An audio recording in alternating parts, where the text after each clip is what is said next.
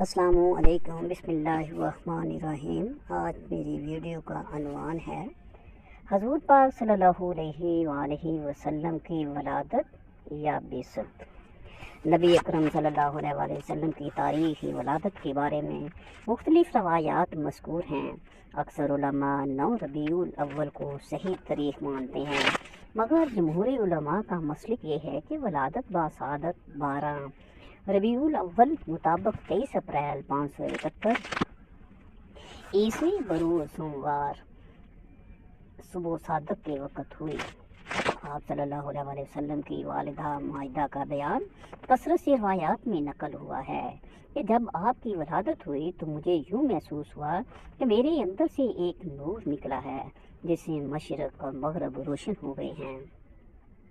روایات میں بیان ہوا ہے کہ آپ صلی اللہ علیہ وسلم کے دادا حضرت عبد المطلب آپ صلی اللہ علیہ وسلم کو اٹھا کر خانہ کعبہ میں لے گئے اور آپ صلی اللہ علیہ وسلم کے لیے دعا مانگی۔ پیدائش کے 7ویں روز سنت ابراہیمی کے مطابق جناب عبد المطلب نے آپ صلی اللہ علیہ وسلم کا عقیقہ کیا اور اپنے قبیلہ قریش کے لوگوں کو کھانے کی دعوت دی۔ کھانے کے بعد پوچھا گیا کہ اے عبد المطلب، آپ نے جس بیٹے کی یہ دعوت عقیقہ کی ہے اس کا نام کیا رکھا ہے؟ تو انہوں نے کہا، میں نے اس کا نام محمد صلی اللہ علیہ وآلہ وسلم رکھا ہے۔ لوگوں کو یہ نام بالکل نیا لگا کیونکہ اس سے پہلے عرب اس نام سے غیر مانوس تھے۔ محمد صلی اللہ علیہ وسلم کا سادہ سا ترجمہ ہے محمد الذی یحمد مرۃ بعد مرۃ، تعریف کے بعد پھر تعریف کی جاتی ہو یا کی جائے گی۔ اس سے یہ مفہوم واضح ہوتا ہے کہ محمد صلی اللہ علیہ وسلم سے مراد وہ ذات ہے جس کی تعریف کا سلسلہ جاری ہے اور جاری رہے گا۔ یہ مسلمہ حقیقت ہے کہ دنیا بھر کے انسانوں میں جس قدر آپ صلی اللہ علیہ وسلم کی ذات کی تعریف کی گئی ہے اور آپ صلی اللہ علیہ وسلم کی زندگی پر جتنا لکھا گیا ہے اس کا ایک معمولی سا حصہ بھی کسی اور ہستی کے نصیب میں نہیں آیا۔ زیادہ اہم بات یہ ہے کہ یہ محض اعتقاد ہی نہیں بلکہ غیر مسلم علماء نے بھی علمی لحاظ سے آپ صلی اللہ علیہ وسلم کی زندگی پر بہت کچھ لکھا ہے۔ یوں آپ صلی اللہ علیہ وسلم کے نام کے لیے جناب عبد المطلب کے ذہن میں اتفاقاً محمد صلی اللہ علیہ وسلم کا آنا منشاء الہی معلوم ہوتا ہے۔ اس لحاظ سے یہ نام بذات خود ایک معجزہ ہے۔ سب سے پہلے حضرت صلی اللہ علیہ وسلم کو آپ کی والدہ ماجدہ نے دودھ پلایا، لیکن شرفائے مکہ میں یہ دستور تھا کہ وہ عرب کی خالص خصوصیات اور بچوں میں فصاحت کا جوہر پیدا کرنے کے لیے شیخ خوار بچوں کو دیہات اور قصبات میں بھیج دیتے تھے۔ اسی دستور کے مطابق حضرت صلی اللہ علیہ وسلم کی پیدائش کے چند روز بعد حضرت عبد المطلب نے اپنے پوتے کو ایک دایا حلیمہ سعدیہ رضی اللہ تعالی عنہا کے سپرد کر دیا، جو قبیلہ بنو حوازن کی دوسری عورتوں کے ہمراہ بچوں کی تلاش میں مکہ آئی ہوئی تھیں۔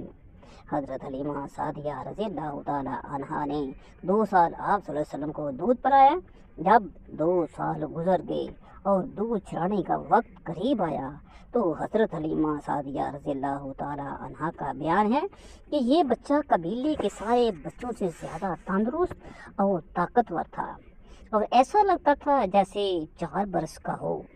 ہم بچوں کو اس کی ماں کے پاس مکہ واپس لے گئے، مگر ہمارا جی چاہتا تھا کہ وہ ہمارے پاس کچھ اور دیر رہے۔ میں نے اس کی ماں سے کہا کہ میرے اس بیٹے کو میرے پاس کچھ عرصہ اور رہنے دو تاکہ یہ خوب پل کر طاقتور ہو جائے۔ مجھے یہ اندیشہ ہے کہ مکے کی خراب آب و ہوا اس کی صحت پر برا اثر ڈالے گی۔ چنانچہ حضرت حلیمہ سعدیہ کے اصرار پر انہیں اس عظیم بچے کو مزید مدت کے لیے اپنے ساتھ لے جانے کی اجازت مل گئی۔ حضور صلی اللہ علیہ وآلہ وسلم جب دوبارہ قبیلہ حوازن میں گئے تو اس وقت ایک نیا واقعہ پیش آیا جس کی تفاصیل حضرت حلیمہ سعدیہ سے اس طرح روایت ہے کہ مکہ سے واپس آ کر ابھی ہم 2-3 مہینے ہی رہنے پائے تھے کہ ایک روز بچہ اپنے رضائی بھائی کے ساتھ ہمارے گھروں کے پیچھے ہماری بکریوں میں تھا۔ اتنے میں اس کا رضائی بھائی دوڑتا ہوا آیا اور کہا کہ میرے اس قریشی بھائی کے پاس 2 سفید پوش آدمی آئے، انہوں نے اس کا پیٹ چاک کر دیا۔ میرا شوہر اور میں دونوں بھاگتے ہوئے گئے اور دیکھا کہ بچہ کھڑا ہے اور اس کا رنگ فاق ہے۔ اس کے رضائی باپ نے اسے اٹھا لیا اور پوچھا، بیٹے تجھے کیا ہوا؟ بچے نے بتایا کہ 2 آدمی سفید کپڑے پہنے ہوئے آئے تھے، مجھے لٹا کر انہوں نے میرا پیٹ چاک کیا اور اس میں سے کوئی چیز نکال کر پھینک دی اور پھر ویسا ہی کر دیا جیسا وہ تھا۔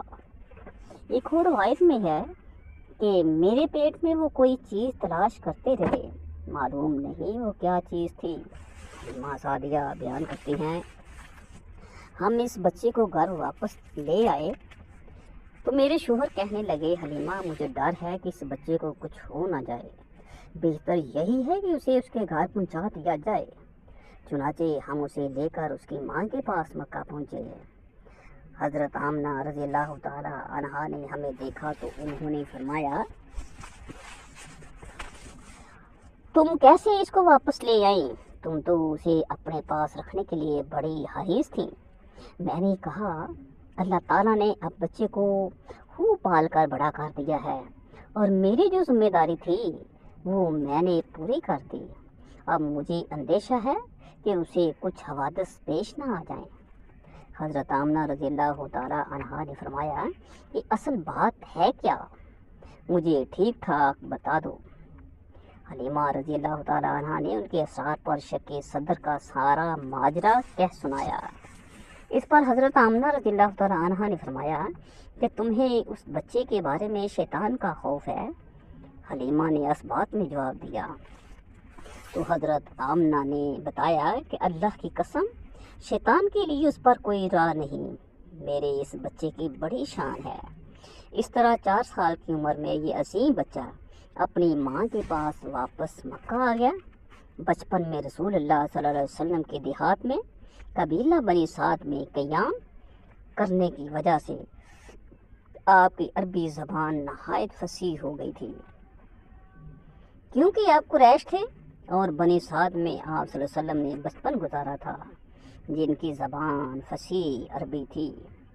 اس بنا پر آپ صلی اللہ علیہ وسلم فرمایا کرتے تھے، میں تم میں سب سے زیادہ عربی داں ہوں، میں قریشی ہوں اور بنی سعد بن بکر میں میری رضاعت کا زمانہ گزرا ہے۔ ابن سعد اور ابن اسحاق کے بیان کے مطابق آپ کی عمر 6 سال تھی کہ آپ کی والدہ ماجدہ آپ کو ام ایمن کے ساتھ مدینہ منورہ لے گئیں تاکہ وہاں آپ کی پردادی کے خاندان سے آپ کو ملائے اور متعارف کرائے۔ مدینے میں 1 ماہ قیام رہا۔ اس دوران میں انہوں نے وہ مکان آپ کو دکھایا جہاں آپ صلی اللہ علیہ وسلم کی والد حضرت عبداللہ کا انتقال ہوا تھا، وہ جگہ بھی دکھائی جہاں وہ مدفون تھے۔ بچپن میں دیکھے ہوئے یہ مقامات اور دیگر واقعات آپ کو ہمیشہ یاد رہے، جس کی شہادت بعد کی روایات سے ملتی ہیں۔ 1 ماہ مدینہ میں قیام کے بعد آپ کی والدہ مائدہ آپ صلی اللہ علیہ وسلم کو ہمراہ لے کر واپس مکہ مکرمہ جانے کے لیے روانہ ہوئے، تو راستے میں ابوا کے مقام پر حضرت آمنہ رضی اللہ تعالی عنہا کا انتقال ہو گیا اور یہاں دفن ہوئیں، اور ام ایمن جو حضرت عبد المطلب کی باندی تھی، حضور اکرم صلی اللہ علیہ وسلم کو ساتھ لے کر مکہ مکرمہ واپس پہنچی، اور یہ یتیم بچہ 6 برس کی عمر میں ماں کی محبت سے بھی محروم ہو گیا۔ حضرت آمنہ رضی اللہ تعالی عنہا کی وفات کے بعد حضور صلی اللہ علیہ وسلم کے دادا حضرت عبد المطلب نے آپ صلی اللہ علیہ وسلم کو اپنے ساتھ رکھا۔ حضرت عبد المطلب کو شروع سے ہی اپنے یتیم پوتے سے بے پناہ محبت تھی۔ بیٹے کی بعد بہو کے انتقال نے اس محبت کو شائستگی کی حد تک پہنچا دیا تھا۔ انہوں نے اپنے پوتے کو تمام اولاد سے بڑھ کر چاہا۔ وہ آپ صلی اللہ علیہ وسلم کو ہر وقت اپنے ساتھ رکھتے اور اس وقت تک کھانا نہیں کھاتے تھے جب آپ صلی اللہ علیہ وسلم اس میں شریک نہ ہوں، اور کبھی کبھی کھانے کے وقت آپ صلی اللہ علیہ وسلم کو گود میں بٹھا لیتے تھے، لیکن دادا کی یہ شفقت بھی حضور صلی اللہ علیہ وسلم کو زیادہ دیر تک حاصل نہ رہی۔ جب آپ صلی اللہ علیہ وسلم کی عمر مبارک 8 سال تھی تو آپ صلی اللہ علیہ وسلم کے دادا عبد المطلب بھی 82 برس کی عمر میں اپنے مالک حقیقی سے جا ملے اور حجون میں دفن ہوئے۔ پہلے والدین اور پھر دادا کا سایہ عاطفت اٹھا کر یہ دکھانا مقصود تھا کہ یہ نونہال جس آغوش رحمت میں پرورش پانے والا ہے وہ ان سب اسباب سے بے نیاز ہے۔ حضرت عبد المطلب کی وفات کے بعد بعض روایات کے مطابق ان کی وصیت کی روح سے اور بعض روایات کے مطابق بطور خود حضرت ابو طالب نے حضور اکرم صلی اللہ علیہ وسلم کو اپنی کفالت میں لے لیا۔ حضرت ابو طالب آپ کے حقیقی چچا تھے۔ انہوں نے آپ صلی اللہ علیہ وسلم کو اپنی اولاد سے بڑھ کر عزیز رکھا۔ جب آپ صلی اللہ علیہ وسلم کی عمر 12 سال اور 2 مہینے ہوئے تو آپ صلی اللہ علیہ وسلم کے چچا ابو طالب نے تجارت کی غرض سے ملک شام کا سفر کیا۔ آپ صلی اللہ علیہ وسلم بھی اپنے چچا کے ساتھ شریک سفر تھے اور راستے میں مقام تیمہ پر قیام کیا۔ مورخین کے بیان کے مطابق بحیرہ راہب کا واقعہ اسی سفر میں اسی مقام پر پیش آیا۔ یہاں ایک عیسائی راہب بحیرہ نامی رہتا تھا۔ وہ قافلے کو دیکھ کر خلاف معمول اپنے حجرے سے باہر آیا۔ اس نے حضرت صلی اللہ علیہ وسلم کو دیکھ کر کہا، یہ سید المرسلین ہیں۔ آپ صلی اللہ علیہ وسلم بچپن میں جب حضرت حلیمہ سعدیہ رضی اللہ تعالیٰ عنہ کے ہاں قیام میں پذیر تھے تو اس وقت اپنے رضائی بھائیوں کے ساتھ بکریاں چرانے جایا کرتے تھے، اور جب آپ سن شعور کو پہنچے تو مکہ میں بھی آپ صلی اللہ علیہ وسلم نے یہی مشغلہ اپنایا۔ ایک مرتبہ آپ صلی اللہ علیہ وسلم نے ارشاد فرمایا، کوئی نبی ایسا نہیں گزرا جس نے بکریاں نہ چرائی ہوں۔ لوگوں نے عرض کیا، کیا آپ صلی اللہ علیہ وسلم نے بھی بکریاں چرائی ہیں؟ آپ صلی اللہ علیہ وسلم نے فرمایا، ہاں۔ بخاری شریف کی کتاب الجارہ میں حضرت ابو ہریرہ سے ایک روایت نقل ہوئی ہے جس میں اسی سوال کا جواب دیتے ہوئے آپ صلی اللہ علیہ وسلم نے فرمایا، میں اہل مکہ کی بکریاں کچھ دینار کے عوض چرایا کرتا تھا، جس سے بخوبی اندازہ ہوتا ہے کہ آپ نے پہلے انبیاء علیہ السلام کی سنت کے مطابق اپنی ابتدائی زندگی میں بکریاں چرائیں۔ حضور علیہ السلام کی عمر 15 سال تھی کہ حرب فجار کا معرکہ بھی ہوا۔ عربوں میں اسلام کی آغاز تک لڑائیوں کا جو سلسلہ چلا آ رہا تھا ان میں حرب فجار سب سے زیادہ مشہور اور خطرناک تھی۔ یہ لڑائی قریش اور کیس کے قبیلوں کے مابین ہوئی۔ قریش کے تمام خاندانوں نے اس معرکے میں شرکت کی۔ آل ہاشم کے علم تلے جناب رسول اللہ صلی اللہ علیہ وسلم بھی اس جنگ میں شریک تھے۔ چونکہ قریش اس جنگ میں حق پر تھے اور خاندان کی عزت و وقار کا جو معاملہ تھا، اس لیے رسول اللہ صلی اللہ علیہ وسلم نے بھی اس جنگ میں شرکت فرمائی، لیکن آپ صلی اللہ علیہ وسلم نے کسی پر ہاتھ نہیں اٹھایا۔ اس میں کوئی شبہ نہیں کہ قوموں میں شجاعت کی آبیاری اور حمیت و غیرت کی ترویج کے لیے جنگ ایک مفید اور ناگزیر کام ہے، لیکن بہت سی طبیعتیں ایسی ہوتی ہیں جو جنگ کی طرف آمادہ نہیں ہوتی، بلکہ وہ صلح اور آشتی کا دامن تھام کر انسانیت کو ترقی اور یگانت سے ہمکنار کرنا چاہتی ہیں۔ چنانچہ جنگ فجار سے جب لوگ واپس آئے تو رسول اللہ صلی اللہ علیہ وسلم کے چچا اور خاندان ہاشم کے سربراہ زبیر بن عبد المطلب نے صلح کی تجویز پیش کی، جسے سب نے اچھی نگاہ سے دیکھا۔ چنانچہ یہ معاہدہ ہوا کہ ہم بے امنی کو دور کریں گے، مظلوموں اور غریبوں کی مدد کریں گے، مسافروں کی حفاظت کریں گے۔ حضرت صلی اللہ علیہ وسلم اس معاہدے میں شریک تھے اور اپنے عہد نبوت میں فرمایا کرتے تھے کہ اس معاہدے کے مقابلے میں اگر مجھ کو سرخ رنگ کی اونٹ بھی دیے جاتے تو میں نہ بدلتا، اور اگر آج بھی ایسے معاہدے کے لیے کوئی بلائے تو میں حاضر ہوں۔ عرب اور خصوصاً قریش صدیوں سے تجارت کے پیشے سے منسلک تھے۔ جب نبی اکرم صلی اللہ علیہ وسلم جوان ہوئے تو آپ کو بھی کسب معاش کی فکر دامن گیر ہوئی۔ جب نبی اکرم صلی اللہ علیہ وسلم جوان ہوئے تو آپ صلی اللہ علیہ وسلم کو بھی کسب معاش کی فکر دامن گیر ہوئی۔ چنانچہ آپ صلی اللہ علیہ وسلم نے اپنا خاندانی پیشہ اپنایا، کیونکہ اس میں آپ صلی اللہ علیہ وسلم کو تجربہ بھی حاصل تھا۔ جیسا کہ حضرت ابو طالب کے ساتھ آپ صلی اللہ علیہ وسلم بچپن میں بات جاتی سفر کر چکے تھے اور آپ کے حسن معاملہ کی شہرت ہر طرف پھیل چکی تھی، اس لیے مالدار لوگ منافع کی شرکت پر آپ صلی اللہ علیہ وسلم کو سرمایہ دیتے تھے۔ آپ صلی اللہ علیہ وسلم نہایت محنت اور دیانت کے ساتھ ان کا کام کرتے۔ تجارت کی غرض سے شام، بصرہ اور یمن کے آپ صلی اللہ علیہ وسلم نے متعدد سفر کیے۔ آپ صلی اللہ علیہ وسلم کی دیانت اور امانت کی شہرت دور دور تک پھیل گئی۔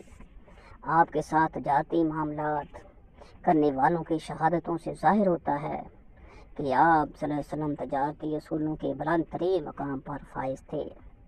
تاجر کے محاسن اخلاق میں سب سے نادر مثال ایفائے عہد اور اتمام وعدہ کی ہو سکتی ہے، لیکن منصب رسالت سے پہلے مکے کا یہ تاجر جو صادق اور امین کے القاب سے جانا جاتا تھا، اس میں اخلاق نذیر کا بہترین نمونہ تھا۔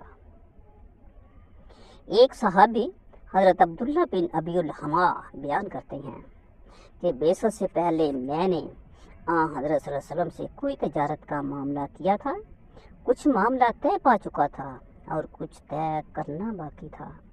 میں نے وعدہ کیا کہ پھر آ کر باقی معاملہ طے کرتا ہوں۔ اتفاق سے میں اپنا وعدہ بھول گیا۔ 30 دن وعدہ گاہ پر پہنچے تو حضور صلی اللہ علیہ وسلم کو اسی جگہ کھڑے پایا۔ ایک صحابی حضرت صاحب کا بیان ہے کہ حضور صلی اللہ علیہ وسلم میرے شریک تجارت تھے، لیکن معاملہ ہمیشہ صاف رکھا کرتے تھے۔